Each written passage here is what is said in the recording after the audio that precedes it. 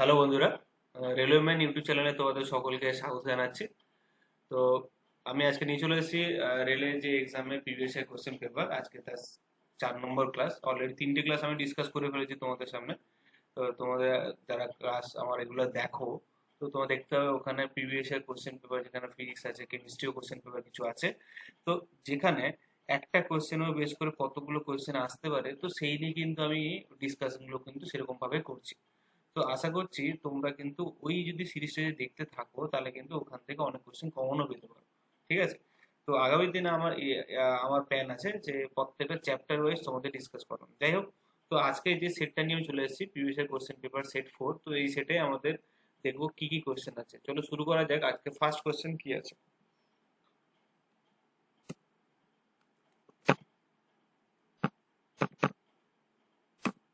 আচ্ছা, বলছে দেখো, which of the following state of matter molecules have the maximum attraction force. ঠিক আছে? তো এর মধ্যে কোনটার যার ম্যাক্সিমাম অ্যাট্রাকশন ফোর্স আমরা দেখতে পাবো। ঠিক আছে? তো এখানে দেখে নেওয়া যাক। বলছে কোশ্চেন কি আছে দেখো, বলছে which of the following state of matters have maximum attraction force. এবার দেখো, কিছু মলিকুল থাকে, ধরো কিছু মলিকুল থাকে যাদের inter molecular force of attraction সব থেকে বেশি হয়, এবং তার জন্য কি হয়, তার খুব কাছাকাছি অবস্থায় থাকে। ঠিক আছে? তো সেই জন্য কি হয়, ধরো যদি তুমি কোনো একটা মলিকুলকে তুমি যদি আঘাত করো, তো সেই মলিকুলটা খুব কুইক রেসপন্স করে। তো যেটাই ইন্টারমলিকুলার ফোর্স অফ অ্যাট্রাকশন যদি বলতে পারো, তো সেটা কিন্তু সবথেকে বেশি হয় কিন্তু তোমার সলিড। ঠিক আছে? সলিডে সব থেকে বেশি হয়। ঠিক আছে? তো সেই জন্য কি হয়, এখানে আমরা ইন্টারমলিকুলার ফোর্স অফ অ্যাট্রাকশনের রেসপেক্টে আমরা এটাও বলতে পারি। তো সলিডে সাউন্ডের ভেলোসিটি বেশি হয়, মানে সাউন্ড যদি আমরা ফিজিক্সের রেসপেক্টে চলে যাই। ঠিক আছে? তারপরে ফ্লুইড হয়, গ্যাসও হয়। ঠিক আছে? তো এই হচ্ছে আমাদের অ্যান্সার। তাহলে কি হচ্ছে, ইন্টারমলিকুলার ফোর্স অফ অ্যাট্রাকশন সব থেকে বেশি কার, সেটা কিন্তু সলিডে হয়। ঠিক আছে? ওকে। তো যাকে আমরা কোয়েসিভ ফোর্সও বলতে পারি। তো কোয়েসিভ ফোর্স বেশি যদি কার হয়, সেটা যদি কোশ্চেন আসে, কোয়েসিভ ফোর্স কার বেশি। তো কোহেসিভ ফোর্স মানে কি, force of attraction between the same molecule. Same মলিকুলের মধ্যে ফোর্স অফ অ্যাট্রাকশন হলে তাকে আমরা আবার কি বলবো, কোহেসিভ ফোর্স বলবো। তো সেই কোহেসিভ ফোর্স কিন্তু আমাদের সেই সলিডারি বেশি হয়। ঠিক আছে? তো চলো নেক্সট কোশ্চেন। বলছে which of the following statement is not correct with respect to the substance. সাবস্টেন্সের রেসপেক্টে এর মধ্যে কোনটা সঠিক নয়। ঠিক আছে? এসেছিল দেখো, আরআরবি যেই কোয়েশ্চেন ছিল এটা। তো এখানে বলছে there is no attraction force between the particle ও ম্যাটার। এর মধ্যে কোনো ফোর্স অফ অ্যাট্রাকশন নেই। একটা ম্যাটারের মধ্যে যে পার্টিকেল থাকে তাদের মধ্যে কোনো ফোর্স অফ অ্যাট্রাকশন নেই। সেকেন্ড বলছে কি, particle matter moves continuously in fluid and air. Particle of matter moves continuous, মানে একটা ম্যাটারের মধ্যে যে পার্টিকেল গুলো সেটা কি তারা কন্টিনিউয়াসলি মুভ করে। ঠিক আছে? 3 নম্বর অপশন বলছে কি, matter made of a particle. Particle দ্বারা তৈরি হয়েছে ম্যাটার। লাস্ট হচ্ছে কি, there is an intermolecular space between the particle of the matter. এর মধ্যে কোনটা, কোন অপশনটা যেটা কিন্তু সাবস্টেন্সের রেসপেক্টে কিন্তু যেটা খাটে না। তো সেটা কিন্তু অ্যান্সার কিন্তু কি হবে বলো তো, option A, there is no attraction force between the particle of matter. তো যদি ফোর্স অফ অ্যাট্রাকশন না থাকে না, তাহলে কি বলতো, সলিড বলো, লিকুইড বলো, গ্যাস বলো, যে সমস্ত সাবস্টেন্স আমরা দেখতে পাই, তো অবভিয়াসলি ওদের মধ্যে কি হতে হবে, ফোর্স অফ অ্যাট্রাকশন থাকতেই হবে। ঠিক আছে? মানে মলিকুলের মধ্যে যদি ফোর্স অফ অ্যাট্রাকশন না হয়, তাহলে কিন্তু সমস্যা আছে। তো তার মানে কি হচ্ছে, এই অপশনটা কিন্তু ঠিক নয়, মানে অ্যাকর্ডিং টু দ্য কোশ্চেন এটা ঠিক নয়। এটা কিন্তু হয় না। কিন্তু বাকি যে 3টে অপশন দেখতে পাচ্ছ, এই 3টে অপশন কিন্তু একটা ম্যাটারের মধ্যে যে পার্টিকেল গুলো যে থাকে, তো এগুলো প্রত্যেকটা কিন্তু প্রপার্টি কিন্তু ফলো করে। ঠিক আছে? যে particle of matter moves continuously in the fluid and air, এটাও যেমন ঠিক। যে একটা ম্যাটার যে তৈরি হয়, সেটা কিন্তু পার্টিকেল দিয়ে তৈরি হয়।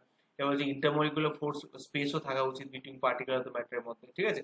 যে একটা পার্টিকেল আর একটা ম্যাটার একটা ইন্টারমলিকুলার স্পেস থাকে, এটাও ঠিক। ঠিক আছে? তো এখানে অপশন এটা কিন্তু হবে। চলো নেক্সট কোশ্চেন। তো how many state of matter have been determined by the scientist over. এর মধ্যে কতগুলো ম্যাটার আমরা দেখতে পাই। ঠিক আছে? যে কতগুলো ম্যাটার দেখতে পাই।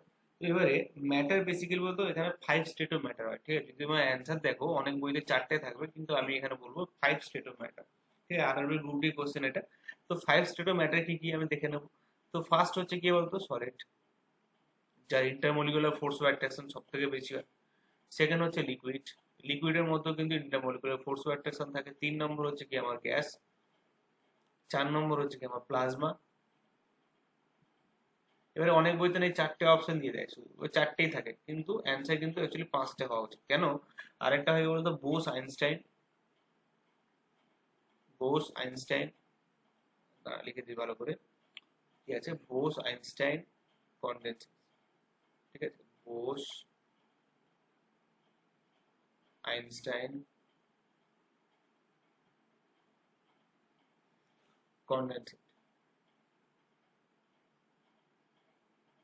ঠিক আছে, যদি কোয়েশ্চেন আসে এর মধ্যে ম্যানমেড কোনটা সেটা কিন্তু এইটা। ঠিক আছে, ম্যানমেড যদি কোশ্চেন বলে সেটা কিন্তু আমার হচ্ছে বোস আইনস্টাইন কনডেনসেট। তাহলে কতগুলো স্টেট অফ ম্যাটার থাকলো, সেটা কি 5টা স্টেট অফ ম্যাটার থাকলো। ঠিক আছে, চলো নেক্সট কোশ্চেন দেখি। Which of the following is a chemical change, এর মধ্যে কোনটা কেমিক্যাল চেঞ্জের মধ্যে conversion of milk into curd, sublimation of the dry ice, নাকি dissolve sand in the water, আর লাস্ট হচ্ছে কি dissolve sugar in the water. ঠিক আছে, তো এর মধ্যে কোনটা তোমার অপশন হবে, তো এখানে কেমিক্যাল চেঞ্জ এর মধ্যে কোনটা। ঠিক আছে, কেমিক্যাল চেঞ্জ কোনটা। এবার দেখো এই কেমিক্যাল চেঞ্জ ফিজিক্যাল চেঞ্জ নিয়ে কিন্তু আমাদের পরীক্ষায় প্রশ্ন আছে। তো আমি কয়েকটা তোমাদের পয়েন্ট লিখে দিচ্ছি, দিলে তোমাদের বুঝতে সুবিধা হবে এর মধ্যে কোনটা কেমিক্যাল চেঞ্জ কোনটা ফিজিক্যাল চেঞ্জ। ঠিক আছে, তবে লিখে দিচ্ছি, একটু লিখে নাও তোমরা। ঠিক আছে, লিখে নেবে। তো দেখো, যদি কেমিক্যাল চেঞ্জের কথা হবে, কেমিক্যাল চেঞ্জ মানে কি, এখানে কি বলতো, এখানে অ্যাকচুয়ালি কি হয়, এখানে নতুন সাবস্টেন্স তৈরি হয়। ঠিক আছে, তো এখানে কি লিখবে, ফার্স্ট পয়েন্ট লিখবে যদি প্রপার্টি লিখতে চাই, যে কেমিক্যাল চেঞ্জ বুঝবো কি করে স্যার। কেমিক্যাল চেঞ্জ বুঝতে গেলে তোমার কি করতে হবে, এখানে কয়েকটা পয়েন্ট মনে রাখতে হবে। তো এখানে কি হয়, এখানে লিখে রাখবে যে new substance R form, new substance are formed with different properties, with different properties। ঠিক আছে, সো একটা ডিফারেন্ট প্রপার্টি সাবস্টেন্স কিন্তু এখানে ফর্ম করবে, ফার্স্ট পয়েন্ট। সেকেন্ড পয়েন্ট কি লিখবে, সেকেন্ড পয়েন্ট লিখতে পারো, তো এখানে নতুন সাবস্টেন্স তৈরি হতে হবে, এখানে one or more substance R form, এটাও লিখতে পারো, one or more substance R form. ঠিক আছে, তো এটা হলো কি বলতো কেমিক্যাল চেঞ্জ। এবার দেখো আরেকটা চেঞ্জ হলো কি ফিজিক্যাল চেঞ্জ। দেখো ফিজিক্যাল চেঞ্জ সেটাও কিন্তু একটু লিখে রাখো, এখানে আমি লিখে দিচ্ছি তোমাদের সুবিধার জন্য। ফিজিক্যাল চেঞ্জ আমরা কি বলবো, ফিজিক্যাল চেঞ্জ। ঠিক আছে, তো এখানে যে পয়েন্টটা লিখবো, প্রপার্টির মধ্যে যে পয়েন্টটা লিখবো, তো এখানে কি লিখবে, new substance no new substance আর ফর্ম, এর মধ্যে কোনো নতুন সাবস্টেন্স কিন্তু এখানে ফর্ম করে না। ঠিক আছে, তো এখানে লিখবে কি, নেক্সট পয়েন্ট কি লিখবে, নেক্সট পয়েন্টে লিখতে পারো দ্য চেঞ্জ in state,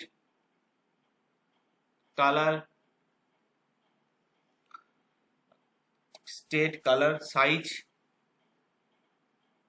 ঠিক আছে, of any substance, of a substance। ঠিক আছে, তো এখানে কি হয়, একটা সাবস্টেন্সে কি চেঞ্জ হতে পারে, স্টেট চেঞ্জ হতে পারে, কালার চেঞ্জ হতে পারে, সাইজ চেঞ্জ হতে পারে। তো কিন্তু নতুন সাবস্টেন্স এখানে ফর্ম করে না, there is no new substance are form. ঠিক আছে, ওকে, তো এখানে যেমন কি নতুন সাবস্টেন্স ফর্ম করছে, এখানে কিন্তু সাবস্টেন্স কিন্তু ফর্ম করে না।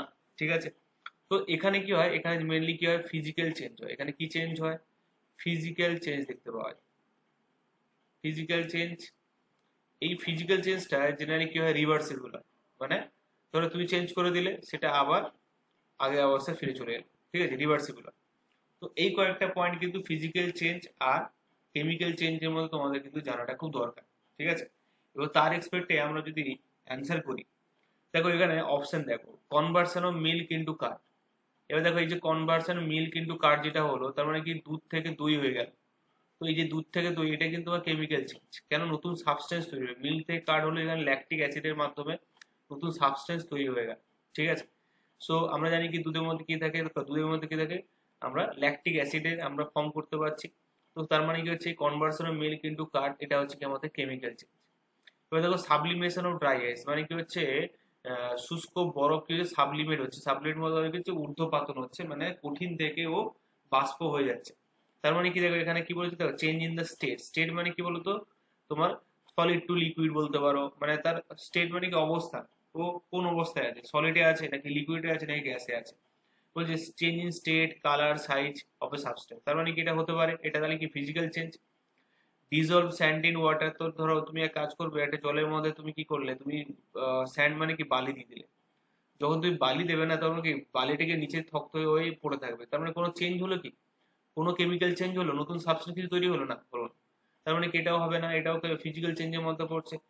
ডিজলভ সুগার ইন ওয়াটার, তো দেখো ওই সুগার যদি তুমি জলের মধ্যে দেখো, চিনি আর জলের দ্রবণ হয়ে যাবে, মিশ্রণ হয়ে গেল, তাহলে এখানে কি নতুন কোনো সাবস্টেন্স তৈরি হলো না, কোনো কেমিক্যাল রিয়াকশন হলো, সেটাও হয়নি। তাহলে দেখো কেমিক্যাল যদি রিয়াকশন না হয়, কেমিক্যাল চেঞ্জ দেখতে না পাওয়া যায়, তাহলে কি এটাও হবে না।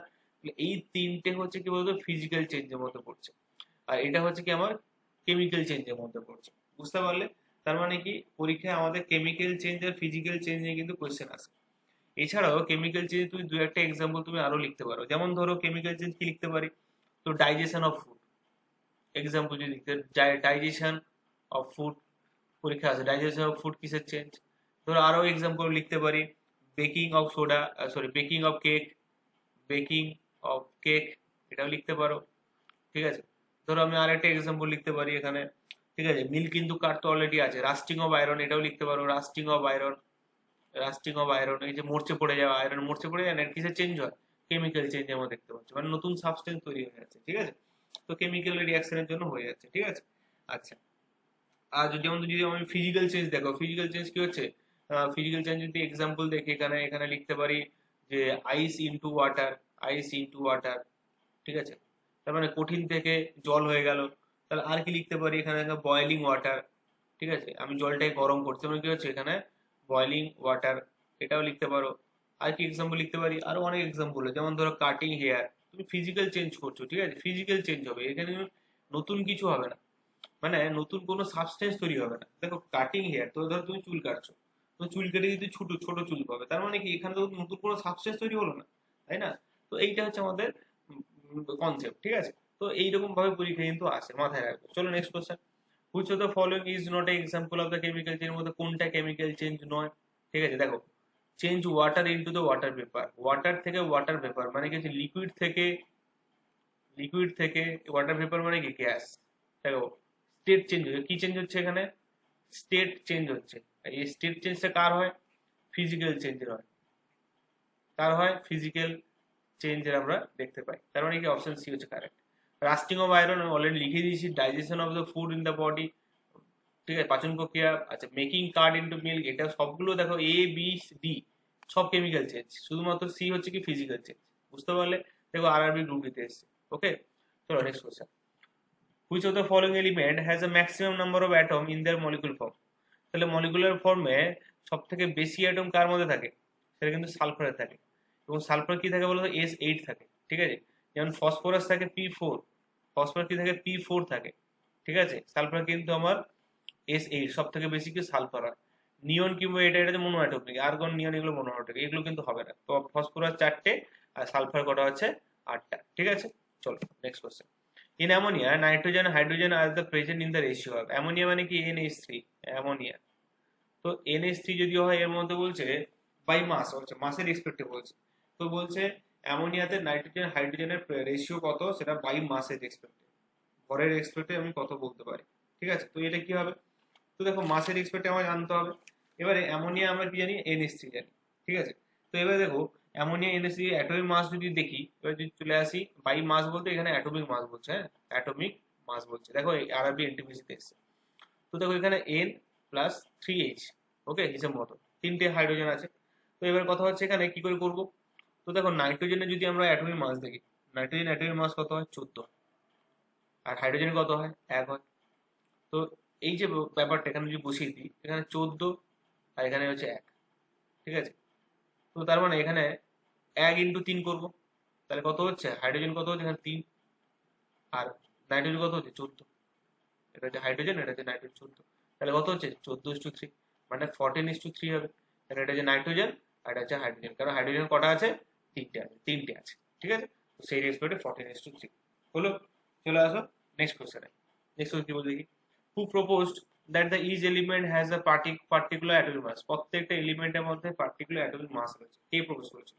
ঠিক আছে, এটা প্রপোজ করেছিল জল ডাল্টন। ঠিক আছে, ডাল্টন প্রপোজ করেছিল। ঠিক আছে, তো এই পরমাণুর কনসেপ্টটা কে দিয়েছিল বলতো, কণা দিয়েছিল। পরমাণু, এই যে আমরা বলি না পরমাণুর গঠন, পরমাণু, এই যে ওয়ার্ডটা, এটা কিন্তু আমরা ইন্ডিয়ান ফিলোসফার কণার দিয়েছি। ঠিক আছে, তো যাই হোক এগুলো কিন্তু পরীক্ষায় আসে, চলে আসে আরআরবি গ্রুপ দিতে এসেছিল। ঠিক আছে, তো next question, atom chemically combined to become, atom যখন কম্বাইন্ড হয় তাহলে কি তৈরি হয়, অ্যাটম কম্বাইন্ড এলিমেন্ট হয় নাকি এলিমেন্ট অ্যালো দুটো হয় নাকি অ্যালো হয়, অ্যালো মানে কি মিশ্রণ। ঠিক আছে, তো এখানে হয় কি বলতো, মলিকুল।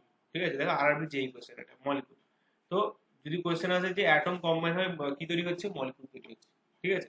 তো মলিকুল তৈরি হচ্ছে, অনেকগুলো অ্যাটম ধরো কম্বাইন হলো, তাহলে কি তৈরি হলো, মলিকুল তৈরি হলো। এক্সাম্পল আর কি নিতে, ধরো এক্সাম্পল তুমি লিখলে ধরো আহ, জল লিখলে H2, তাহলে কি হলো, মলিকুল হলো এটা, ঠিক আছে।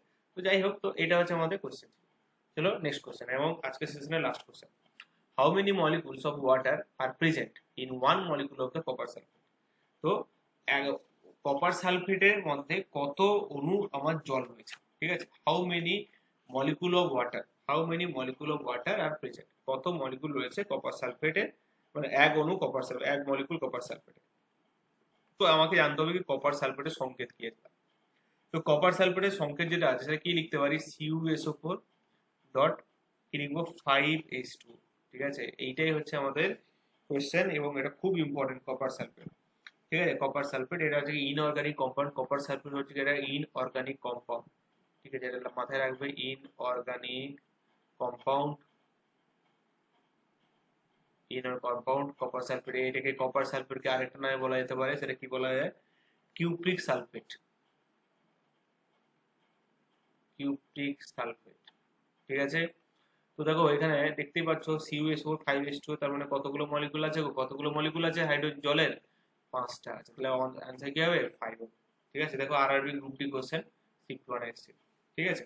তো দেখো আজকে দেখো সেশনে যে 10টা কোশ্চেন হলো, এটা 10টা কোশ্চেন পুরোটাই কেমিস্ট্রি থেকে ছিল।